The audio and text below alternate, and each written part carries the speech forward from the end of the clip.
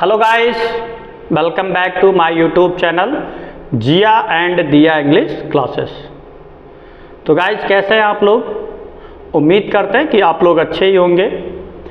आप हमेशा स्वस्थ रहें, हम तो यही कामना करते हैं कि आप हमेशा स्वस्थ रहें, मस्त रहें और ऐसे ही आप लोग हमें सपोर्ट करें, क्योंकि जिस तरह से आप लोगों का सपोर्ट मिल रहा है और प्यार मिल रहा है, उस तरह से लग रहा है कि हाँ, हम एक अच्छी दिशा में चल रहे हैं और ये सब आप ही लोगों का सपोर्ट है जो ऐसा हो पा रहा है।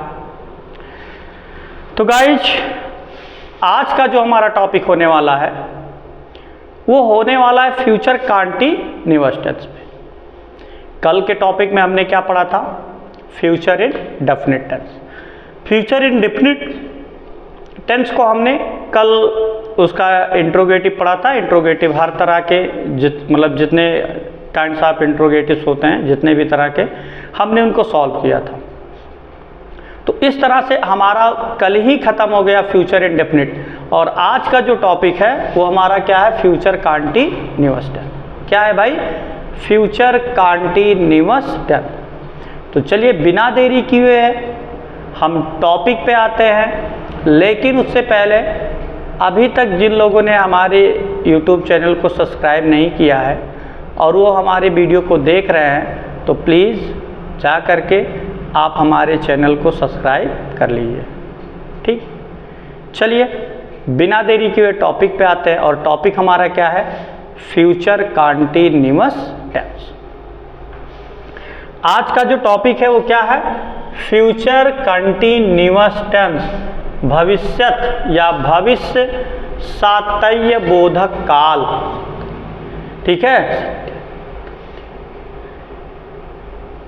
सातत्य बोधक काल मतलब क्या होगा? फ्यूचर कंटीन्यूअस टेंस, भविष्यत सातत्य बोधक काल। अब अगर हम इसकी परिभाषा की बात करें, फ्यूचर कंटीन्यूअस की परिभाषा की बात करें, तो परिभाषा में आप सिर्फ 3 वर्ड पकड़िए। वो 3 वर्ड आपके क्या क्या हैं? कह रहा है कि जिस वाक्य के अंत में पहला वर्ड रहा होगा, कमा, फिर दूसरा वर्ड रही होगी, क्या है? रही होगी, और तीसरा वर्ड रहे होंगे या रहूंगा। ठीक है, ये शब्द आते हैं तो उसे हम कौन सा टेंस कहते हैं? उसे हम फ्यूचर कंटीन्यूअस टेंस कहते हैं। फिर से जानते हैं, जिस वाक्य के अंत में रहा होगा, रही होगी या रहे होंगे शब्द आते हैं, उसे हम कौन सा टेंस कहेंगे? Future continuous. कौन सा टेंस कहेंगे भाई? Future continuous tense. अब दूसरी हेडिंग हो गई सहायक क्रिया की। किसकी हो गई? सहायक क्रिया की। इसमें भी आपके 2 सहायक क्रिया। कितने होते हैं? 2। अब 2 कौन कौन से होते हैं? 2 में होता है, एक आपका होता है शैल बी और दूसरा होता है विल बी। क्या होता है? पहला शैल बी और दूसरा होता है विल बी। अब शैल बी किसके साथ प्रयोग किया जाएगा? कहा गया आई और वी के साथ किसका प्रयोग करेंगे? शैल का। और अन्य कर्ता के साथ किसका प्रयोग करेंगे आप? विल का। यही तो बताया जा रहा था। अभी पिछले वीडियो में भी बताया गया फ्यूचर इंडेफिनिट की आई और वी के साथ क्या इसका हो जाएगा? शैल का, और अन्य कर्ता के साथ विल का। ठीक उसी तरह इसमें भी आई और वी के साथ शैल बी, अन्य कर्ता के साथ विल बी का प्रयोग करेंगे। क्लियर? आगे, अब आगे क्या कह रहा है? Main verb. क्या कह रहा है भाई? Main verb. क्या कह रहा है? Main verb. कह रहा मुख्य क्रिया की। कह रहा मुख्य क्रिया की कौन सी अवस्था लिखेंगे हम? चौथी। कौन सी अवस्था? चौथी। और चौथी अवस्था तो आपको पता ही है, हमने क्या कहा था यही कहा था भैया, जब पहली अवस्था में आईएनजी जुड़ जाए तो उसी को मुख्य क्रिया की कौन सी अवस्था कहते हैं? चौथी अवस्था। कौन सी अवस्था? चौथी अवस्था। चलिए फिर आगे। अब यहाँ देखिए हमने एक साथ फिर यहाँ भी किया कि अफर्मेटिव और निगेटिव सेंटेंस में अनुवाद करने का नियम। क्या कह रहा है? अफर्मेटिव और निगेटिव सेंटेंस में अनुवाद करने का नियम। कह रहा सबसे पहले हम कर्ता लिखते हैं। क्या लिखते हैं भाई? कर्ता मतलब सब्जेक्ट। उसके बाद सहायक क्रिया शैल बी या विल बी। उसके बाद सहायक क्रिया शैल बी या विल बी लिखकर मुख्य क्रिया की चौथी अवस्था लिखते हैं। क्या कह रहा? मुख्य क्रिया की चौथी अवस्था लिखते हैं। उसके बाद कर्म व अन्य लिखते हैं। क्या कह रहा है? कह रहा अगर हम अफर्मेटिव या निगेटिव से भाई में अनुवाद करेंगे तो सबसे पहले आपको ऐसे क्या लिखना है? कर्ता। क्या लिखना है भाई? कर्ता। अब कर्ता के बाद फ्यूचर कंटीन्यूअस की सहायक क्रिया शैल बी और विल बी। तो इन दोनों में से कोई एक लिखना, चाहे आप शैल बी लिखिए या विल बी। अब इनके बाद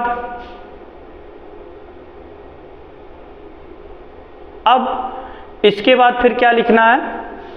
शैल बी या विल बी के बाद मुख्य क्रिया की कौन सी अवस्था लिखनी है? चौथी। उसके बाद चौथी अवस्था लिखने के बाद हम कर्म लिखेंगे। उसके बाद भी कुछ होगा तो लिखेंगे, अन्यथा वहीं पे वो क्या हो जाएगा? खत्म। लेकिन कुछ और भी कहा जा रहा है नियम में। इसका जो दूसरा पॉइंट होगा नकारात्मक। क्या कह रहा है यहाँ पे? कि नकारात्मक होने पर क्या कह रहा? कह रहा भैया यदि वाक्य तो अफर्मेटिव की तरह था तो वैसे कर लेंगे। कह रहा यदि वाक्य क्या हो जाए? नकारात्मक। क्या हो जाए?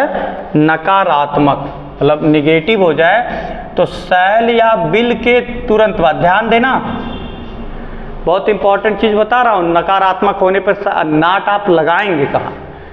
शैल या विल के तुरंत बाद नॉट या नेवर लिखते हैं। मतलब अगर नकारात्मक है तो शैल और विल के तुरंत बाद क्या लिख देंगे? नॉट या नेवर। और उसके बाद हम बी लिखते हैं। क्या लिखते हैं? उसके बाद बी। अरे भाई सहायक क्रिया तो यही बात हुई थी, शैल बी और विल बी। तो कहने यही के दोनों के बीच में हम क्या लिख देंगे? चाहे नॉट लिखेंगे और चाहे नेवर लिखेंगे। अगर नहीं आएगा तो नॉट, कभी नहीं आएगा तो नेवर। क्लियर? चलिए फिर आगे चलते हैं। ये तो हमारा रूल हुआ। क्या हुआ भाई? ये तो हमारा हुआ रूल, मतलब एकदम से नियम टू नियम। अब और आगे आ जाते हैं। अब और आगे आ जाने का मतलब क्या हुआ?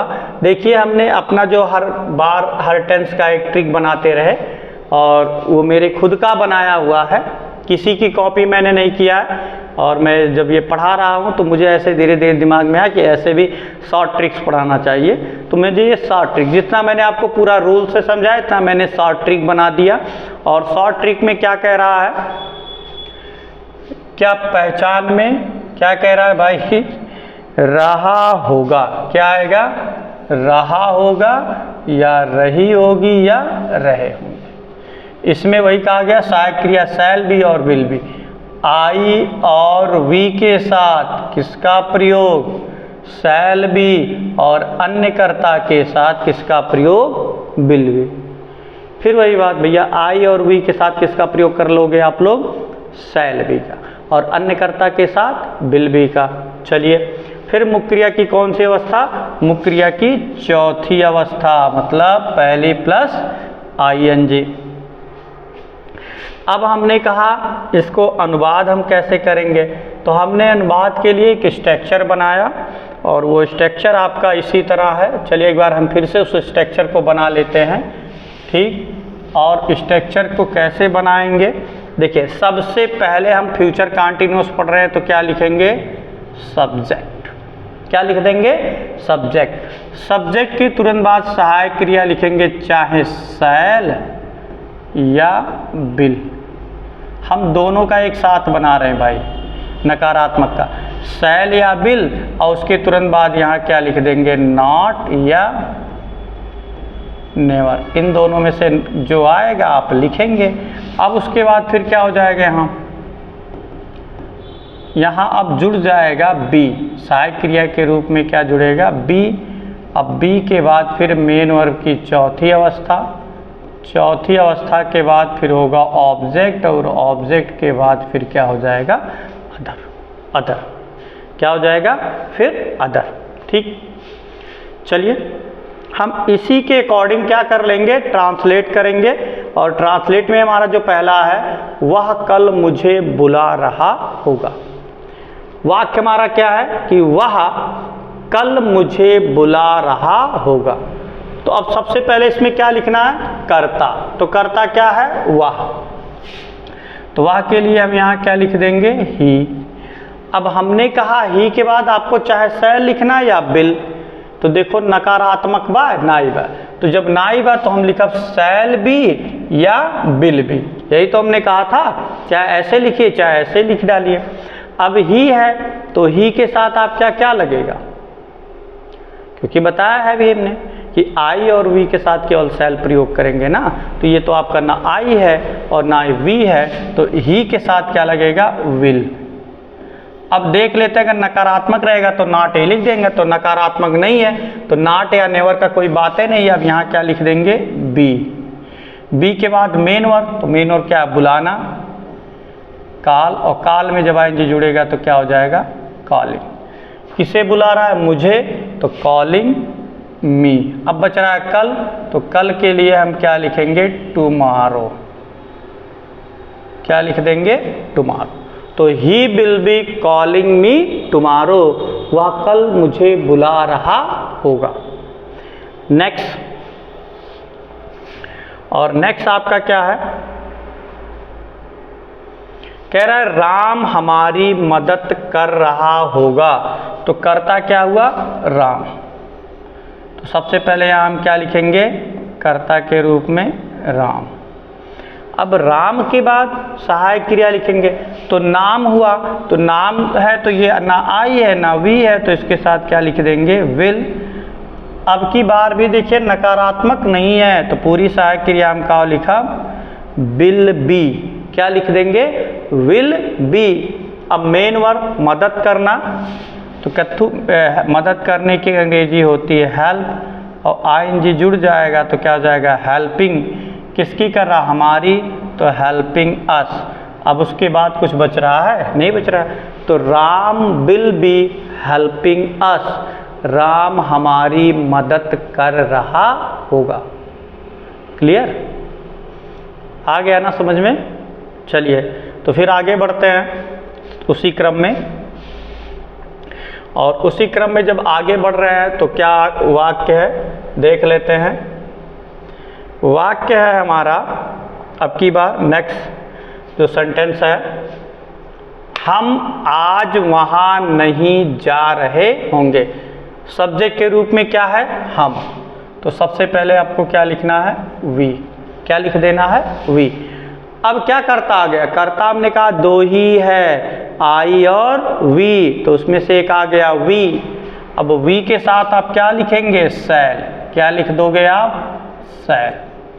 अब शैल के बाद हमको लिखना स्ट्रक्चर में नॉट।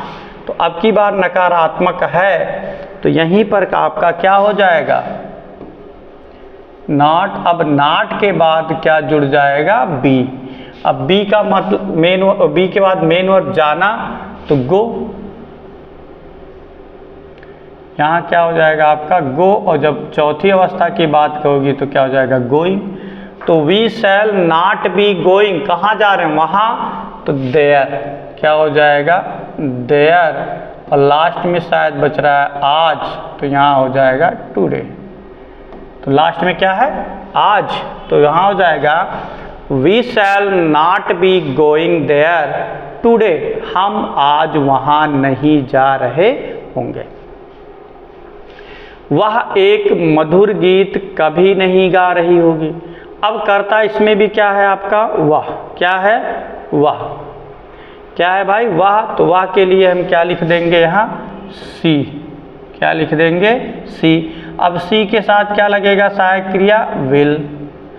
अब देखते हुआ कहीं नकारात्मक तो नहीं है, हाँ भाई नकारात्मक है, तो विल के तुरंत बाद यहीं पर क्या हो जाएगा नॉट, और नॉट के बाद हो जाएगा बी।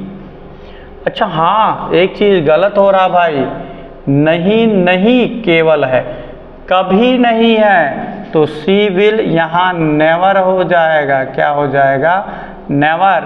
अब नेवर के बाद जुड़ेगा बी, तो सी विल नेवर बी।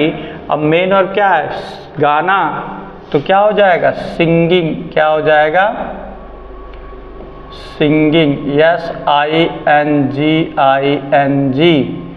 सिंगिंग आ। अब बचा क्या एक मधुर गीत, तो हो जाएगा स्वीट। अच्छा यहाँ है, अच्छा चलो एक मिनट, वहाँ नहीं लिखते हैं,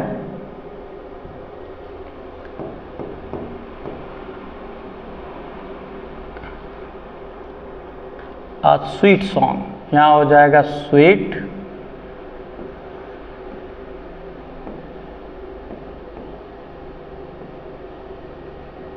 सॉन्ग, क्या हो जाएगा स्वीट सॉन्ग। अगला, शेर पिंजड़े में अब नहीं दहाड़ रहा होगा।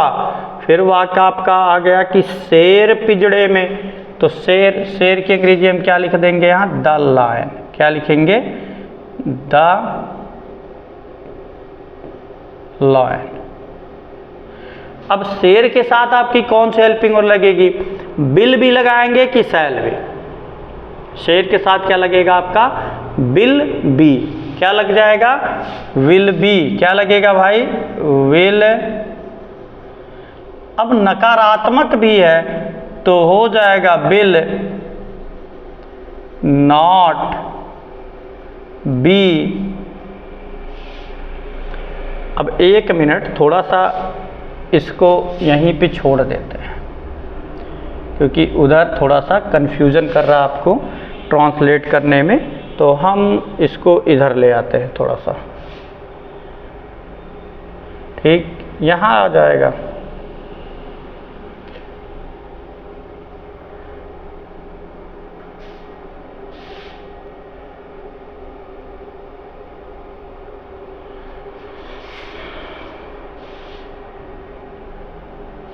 क्या है, हमने क्या कहा कि भैया क्या वाक्य आपका बन रहा है कि शेर पिंजड़े में अब नहीं दहाड़ रहा होगा, तो शेर के लिए आप लिखेंगे द लायन, क्या हो जाएगा द लायन। अब लायन के साथ आपको कौन से हेल्पिंग वर्ब लिखना है, यहाँ लिखा जाएगा क्या भैया आपका बिल, क्या लिखा जाएगा विल। नकारात्मक है तो यहीं पे बिल के बाद नॉट।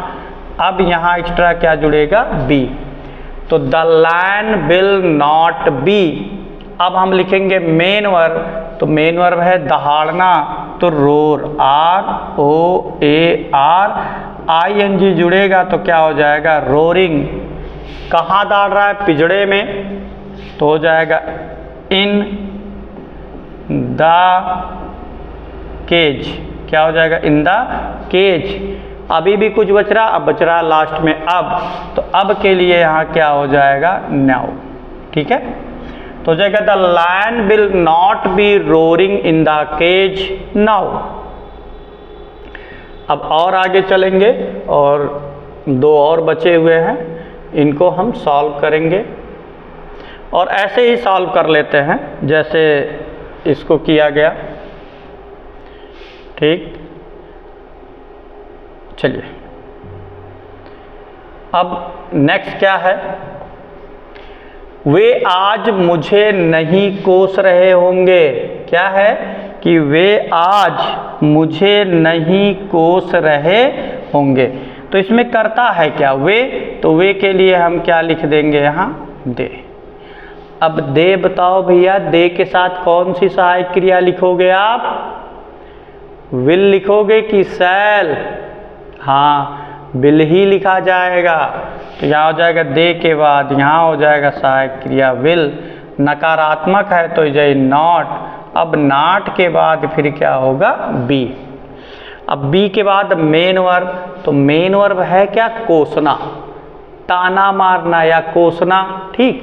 तो कर्ष होता है, CURSE होता है। तो ING जब जुड़ता है तो अंत में किसी वर्ड में ई होता तो हट जाए। तो क्रशिंग मुझे है तो क्रशिंग मी। क्या हो जाएगा? They will not be crushing me. अब लास्ट में बच रहा आज, तो आज के लिए यहाँ क्या हो जाएगा? टुडे। मतलब दे विल नॉट क्रशिंग मी, वे अब मुझे नहीं कोस रहे होंगे, नहीं कहाँ कोस रहे होंगे। अगला है राम अब अपनी बांसुरी नहीं बजा रहा होगा। चलो ठीक है भाई, नहीं बजा रहा है मत बजाए। तो कह रहा कि राम अब अपनी बांसुरी नहीं बजाए, तो कर्ता के रूप में क्या हो जाएगा यहाँ? राम। अब राम के तुरंत बाद हमको क्या लिखना है? राम के तुरंत बाद हमको तो यही लिखना है कि इसमें कौन सी सहायक क्रिया लगेगी। अब राम के साथ कौन सी? हमने कहा जब कोई नाम आया था तो सिंगुलर नंबर होता है, तो इसमें सिंगुलर और प्लूरल से कोई मतलब नहीं, इसमें आई और वी देखना है। तो ना ये आई है ना वी है, तो यहाँ कौन सी सहायक क्रिया हो जाएगी आपकी? विल। भाई नकारात्मक भी है तो विल के तुरंत बाद यहाँ होगा नॉट, नॉट के बाद जुड़ जाएगा बी, बी के बाद मेन वर्ब बजाना। अच्छा हाँ, बजाना की अंग्रेजी दो होता है, एक रिंग होता है, एक प्ले। तो हमने कई बार बताया, आज फिर बता रहा हूँ कि जब कोई धुन अच्छी सी निकले, अच्छी धुन निकले तो उसके लिए प्ले की बात होती है, और जब कोई धुन ना निकले तो उसके लिए क्या होती है? रिंग। तो यहाँ बांसुरी बजा रहा है तो धुन निकलेगी ही, तो यहाँ क्या हो जाएगा? प्ले। और प्ले में जब आएंगे जोड़ेंगे तो क्या हो जाएगा? प्लेइंग। क्या हो जाएगा? प्लेइंग। अब बचा क्या? अपनी बांसुरी। तो राम पुरुष के लिए अपनी अंग्रेजी क्या लगता है? हिज। यहाँ हो जाएगा फ्लूट, यहाँ हो जाएगा फ्लूट। लास्ट में बचा अब, तो अब के लिए यहाँ हो जाएगा लास्ट में नाउ। तो Ram will not be playing his flute now. Ram अब अपनी बांसुरी नहीं बजा रहा होगा। चलिए अब ये हुआ। अब थोड़ा सा हम कुछ अच्छी बातें थोड़ा सा सीख लेंगे। कभी कभी कुछ लोग अपनी की अंग्रेजी में कंफ्यूज हो जाते हैं। क्या हो जाते हैं? कंफ्यूज अपने की अंग्रेजी में। यहाँ जो होगा अपने की अंग्रेजी। अब नेक्स्ट टॉपिक होगा अपने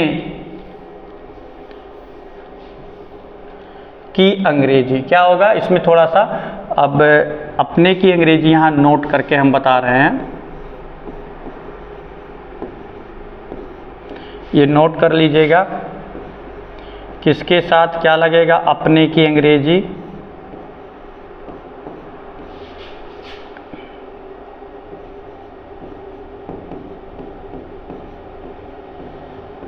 लगभग पता है होगा सबको, अगर नहीं पता है तो एक बार फिर से जान लें। यहाँ आई के साथ क्या होता है? क्या लिखा जाता है आई के साथ? माई। आई के साथ माई। क्या लिखा जाता है? आई के साथ माई। आई के बाद फिर क्या होता है? दूसरा वी। क्या हो जाएगा? वी के साथ तब वी के साथ अस। क्या हो जाएगा? अस। अब आई वी, अब यहाँ लास्ट में आ जाएगा, सॉरी तीसरा हो जाएगा यू। तो यू के साथ क्या लिखा जाएगा? तो यू के साथ जो आपका लिखा जाता है वो है योर। क्या है? यू के साथ योर। क्या है? योर। और फिर ही आ जाएगा। अब ही आ जाएगा, क्या आ जाएगा?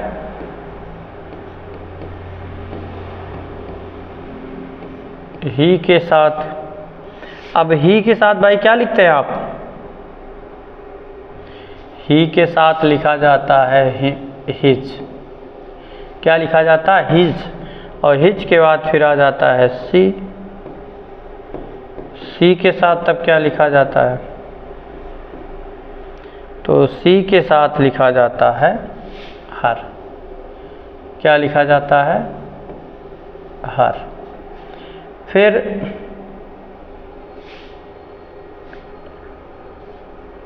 और फिर क्या हो? चलिए हर, तो फिर दे के साथ क्या लिखा जाता है? दे के साथ फिर क्या लिखा जाता है भाई? तो दे के साथ लिखा जाता है दियर। क्या लिखा जाता है? दियर। ठीक, चलिए अब हमने यहाँ आप लोगों को लिख दिया कि अपने की अंग्रेजी किसके साथ क्या लगती है और क्या नहीं लगती है, इस चीज़ को यहाँ लिखा गया। अब इसको हम, जैसे मान लीजिए कभी किसी को कुछ डाउट्स होते हैं कि सर जी किसके साथ अपनी अंग्रेजी क्या लगेगा, क्या नहीं लगेगा, तो उनके लिए है ये। क्या है ये? उनके लिए है जिनको इस तरह से कोई डाउट होता है कि किसके साथ क्या लगेगा, तो वो इस चीज़ को थोड़ा सा अध्ययन कर लेंगे, और अध्ययन जब कर लेंगे तो थोड़ा सा उनको क्लियर हो जाएगा। अब थोड़ा सा और कुछ एक्स्ट्रा पॉइंटेड हैं जो इसमें हम जानने की कोशिश करेंगे। अब एक्स्ट्रा क्या है? जब भी कोई पुरुष आ जाए, क्या आ जाए? पुरुष का नाम आ जाए। क्या आ जाए? नाम आ जाए।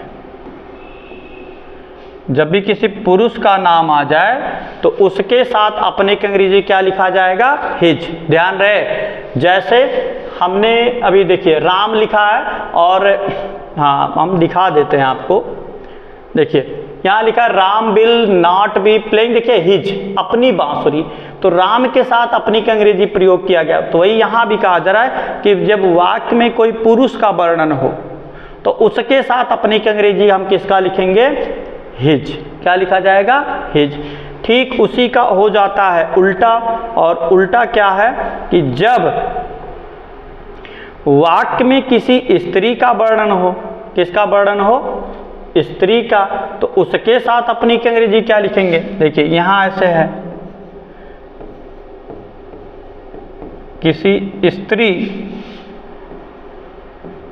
का नाम आ जाए। क्या आ जाए? किसी स्त्री का नाम आ जाए, तो अब की बार हम क्या लिखेंगे? हर। फिर उसी तरह आपका अंतिम है कि जब कर्ता क्या हो? बहुवचन। जब कर्ता क्या हो? यहाँ हो जाएगा बहुवचन। बहुवचन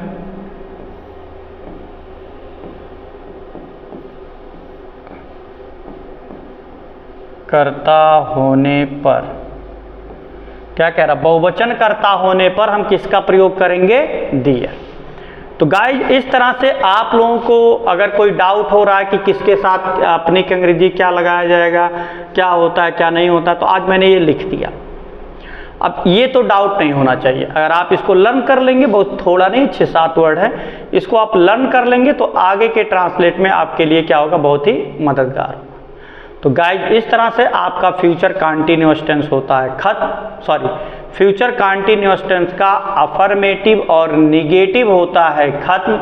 इसके इंट्रोगेटिव को हम अगले वीडियो में कवर करेंगे, और तब तक के लिए आप हमारे यूट्यूब चैनल से बने रहिए। और जिन लोगों ने अभी तक हमारे चैनल को सब्सक्राइब नहीं किया है तो प्लीज़ वो जाएं यूट्यूब पर और जिया एंड का सिंबल लगाएं और दिया इंग्लिश क्लासेज को सर्च करें, और सर्च करने के बाद एक बार उसको प्लीज़ सब्सक्राइब कीजिए। सब्सक्राइब करने के बाद बेल आइकन को दबाइए जिससे हर नोटिफिकेशन आप तक पहुंचती रहे। तो इसी के साथ आज का क्लास होता है यहीं पे समाप्त। कल के वीडियो में एक बार फिर हम मिलेंगे आपसे, तब तक के लिए गुड बाय।